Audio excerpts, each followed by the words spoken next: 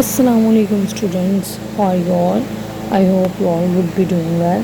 So today we are going to talk about another interesting yet intriguing point, that is the road not taken by Robert Frost.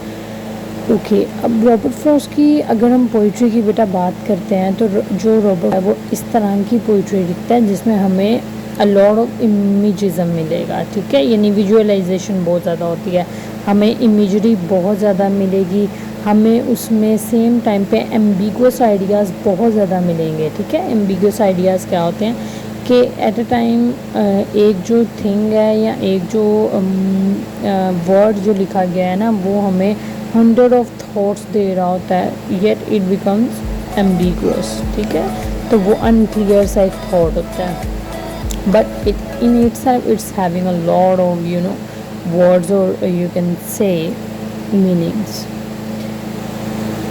तो mainly हमारा ये जो poet है American poet है, ठीक है, और ये बहुत ज़्यादा सिंबलिज़म का यूज़ करता है, इमेजरी का यूज़ करता है, और ये बहुत अच्छे जो है वो एक पैटर्न में लिखी गई पोइम है जिसको आप ये कह सकते हो कि लिरिकल है, ठीक है, इमोशनल है, एक सडन जो है वो स्टार्ट से आपको मिलेगी, जिस लाइक जो है वो ओवरफ्लो ऑफ इमोशंस, जो कि एग्जैक्ट हमारी पोइट्री की डेफिनेशंस हैं, वो उस पर जो है आप कह लो कि पूरा उतरती है ये poem, a piece of word, ठीक है। So let's start. अगर हम इसके टाइटल को देखें अपनी पोइम के तो द रोड नॉट टेकन, ठीक है, in its are full of symbols. अब रोड जो है वो इट्सेल्फ जो है वो हमारी लाइफ के जो हैं वो सर्कमस्टांसेस को कर रहा है यहाँ पे refer. Road not taken, the road not taken. अब रोड जो है एक वो कॉमन नाउन है, लेकिन द रोड करके उसको एक प्रॉपर नाउन की जो है वो शक्ल दी गई है, और रिग्रेट है इस टाइटल के अंदर। जैसे हम अपनी लाइफ में बहुत बार रिग्रेट्स करते हैं, वो रास्ता जो नहीं चुना गया था, वो रास्ता जो हमने नहीं चुना, वो रास्ता जिस पर हम चल नहीं सके। तो लेट्स सी कि इस पोइम में पोइट क्या कहना चाह रहा है। Two roads diverged in a yellow wood, and sorry I could not travel both. And with one traveler long I stood, and looked down one as far as I could, to where it bent in the underwood. अब यहाँ पे देखो, अगर हम first stanza को देखें ना तो बहुत एक जो है वो क्या को आप एक डीप सी उसकी फीलिंग है, एक अब्रप्ट सा इमोशन है, अब्रप्ट सा स्टार्ट है, ठीक है, और बहुत ही गहरी बात है जो उसने बिल्कुल स्टार्टिंग में जो है वो हमसे करनी स्टार्ट की है, जो कि ऑब्वियसली इमेजिज़म है। इमेज के थ्रू जो है वो बहुत प्यारी सी जो है एक सिनेरियो को क्रिएट कर कर रीडर से जो है वो बात की गई है। यानी जो हमारा फर्स्ट स्टैंजा है उसमें जो पोइट है वो इमेजरी क्रिएट कर रहा है येलो वुड्स का जो है वो एक सिंबल यूज़ कर कर, और येलो वुड जो है बेटा वो शो करता है कि चेंज को, ठीक है, लाइफ में जो चेंज आता है हमारे। And I could not travel both. अब यहाँ पे देखो रिग्रेट है सेकेंड लाइन में उसका कि मैं ये काम नहीं कर सका। हमारी लाइफ में भी बहुत बार ऐसा होता है ना हमारे साथ। बहुत सी आप लोगों की लाइफ में ऐसी चीज़ें होंगी जिन पर आप रिग्रेट करते हो, मैं रिग्रेट करती हूँ, और भी बहुत कुछ होंगे। And we all do have confessions in our life somehow, and I think so confessions are good. अब यहाँ पे पोइट भी एक कन्फेशन ही कर रहा है खुद से। वो कन्फेशन क्या है? That I regret I can not travel both. वो दोनों रास्तों पे चलना चाह रहा होता है। कई बार हमारी लाइफ में भी ऐसा ही होता है, हम दो चीज़ें होती हैं, वो या तो हमें दोनों अपॉर्चुनिटीज़ इतनी अच्छी लग रही होती हैं कि हम उन दोनों को ही अवेल करना चाह रहे होते हैं, लेकिन हम हमेशा जो है अपनी विल पावर के थ्रू किसी एक को ही चूज़ कर सकते हैं। और मैं ये समझती हूँ कि जब हम किसी एक रास्ते को चूज़ कर लेते हैं ना तो फिर हमें उस पर रिग्रेट नहीं करना चाहिए। Although you can work over it positively. जी next stanza is saying then took the other as just as fair and having perhaps the better claim because it was grassy and wanted wear. Though as for that, the passing there had warned them really about the same.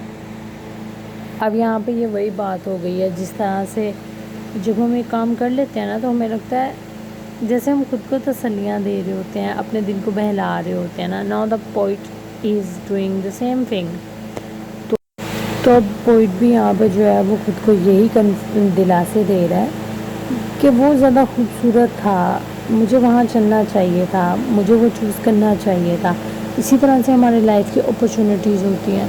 जब हम एक opportunity avail कर लेते हैं हमें लगता है कि यार शायद मुझे वो करना चाहिए था. So if you people can see, तो ये सारी वो चीज़ें हैं जो एक ह्यूमन नेचर में पाई जाती हैं. And that is the very nature of human beings. और ये सारी वही बातें हैं जो हम अपनी डेली रूटीन में, डेली लाइफ में शायद खुद से कर रहे होते हैं. So that's why I really admire this poem. And might be possible you people would be thinking that I'm sounding low, but the thing is this poem is somehow very much deep, and it's not the kind of thing कि हम इसको बहुत ज़्यादा जोश और जज्बे के साथ जो है वो रीड करें.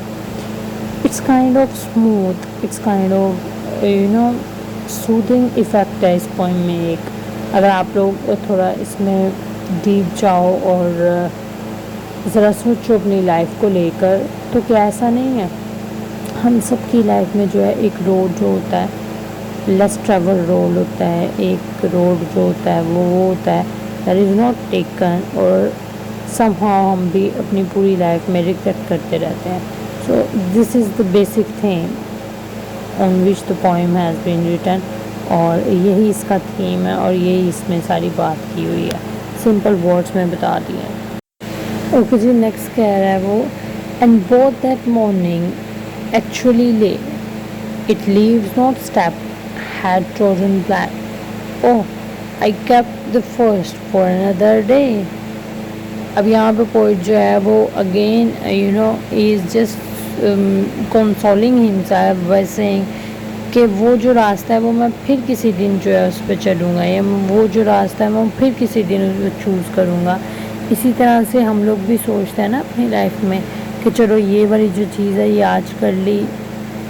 बहुत सी चीज़ें ऐसी होती हैं जिन्हें हमें छोड़ना पड़ता है ना.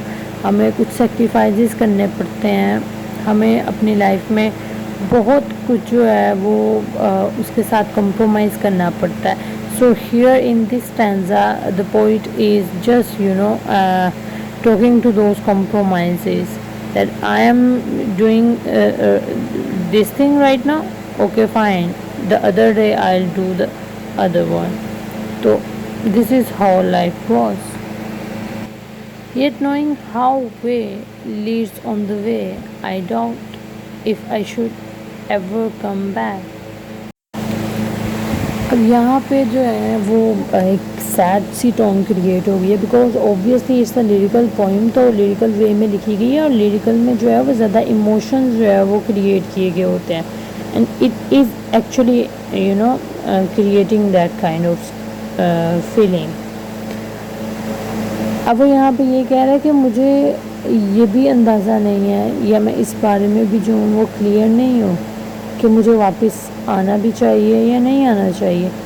इट मीन्स ओवर थिंकिंग जो है वो इतनी पीक पॉइंट पे पहुंच चुकी है कि अब वो खुद में ही उलझ के रह गया है कि मैं सोच तो रहा हूँ कि मैं वो वाला रास्ता जो है वो बाद में इख्तियार कर लूँगा या उस पर बाद में चल लूँगा, लेकिन क्या मैं वापस भी आ पाऊँगा या नहीं जहाँ मैं जा रहा हूँ अपनी मंजिल से. And this is the question that we all may ask time and again, or whenever we are alone in the bed, obviously at night, because night time में overthinking का process ज़्यादा होता है ना हमारी lives में. I shall be telling this with a sigh. Somewhere eyes and eyes hands, two roads diverged in a wood, and how beautifully, just awesome. The way the poet has ended his a poem, I just admired that. The last line is just love. Anyway अब देखो जी ending paragraph में वो क्या कह रहा है, साय जो है वो अगेन एक साइन है, एक सिंबल है जिसमें हम क्या होते हैं, हम थक जाते हैं। With a Sai he saying कि मैं एक आँख भरते हुए ये कहूँगा, शायद बहुत बहुत ज़्यादा जो है वो एजेस जो है वो गुजर जाएं इस बात को। Two roads diverged in a wood and I took the one less traveled by, and that has made all the difference. But you know what, in the very last line of the poem, poet जो है वो हमें बहुत ज़्यादा fame और बहुत ज़्यादा आप कह सकते हो कि सेटिस्फाई जो है वो दिखाई देता है। क्यों? क्योंकि वो ये कहता है कि अब जो मैंने कर लिया है ना वो मैं उस पर खुश हूँ। क्यों खुश हूँ? क्योंकि मैंने वो रास्ता चुना था जो लेस ट्रैवल था, बहुत मुश्किल था, और लोग तो मुश्किल रास्तों पर चलना पसंद भी नहीं करते। Now the you people can see कि फिर ये होता है कि जब हम एक मुकाम पर पहुंच जाते हैं ना, जब हम अपनी मंजिल पर पहुंच जाते हैं, ज़िंदगी में भी ऐसा ही होता है, रास्ते जो हैं वो थका देते हैं, बेशक थका देते हैं, और हम वहाँ उदास भी हो जाते हैं। एक टाइम आता है हम वहाँ मायूस भी हो जाते हैं। एक टाइम आता है हम खुद से लड़ने लगते हैं कि हमने ये चीज़ क्यों की, हमें ये करनी चाहिए थी। लेकिन उसके बाद आखिर में जब उन तमाम मुश्किलात से गुज़र कर, गिर कर, संभल कर हम अपनी मंजिल तक पहुंचते हैं तो फिर अल्लाह का शुक्र अदा करते हैं, और फिर हमें समझ आ जाता है कि ये लेस ट्रैवल रोड था, और इस तमाम सफ़र में अल्लाह ने हमारी कितनी मदद की। क्योंकि देखो ज़िंदगी किसी की भी आसान नहीं होती। Everyone is just fighting in one way और अदर। आपका मसला और है, आपकी फ्रेंड का और होगा, उसके घर वालों का और होगा, हमारा और होगा।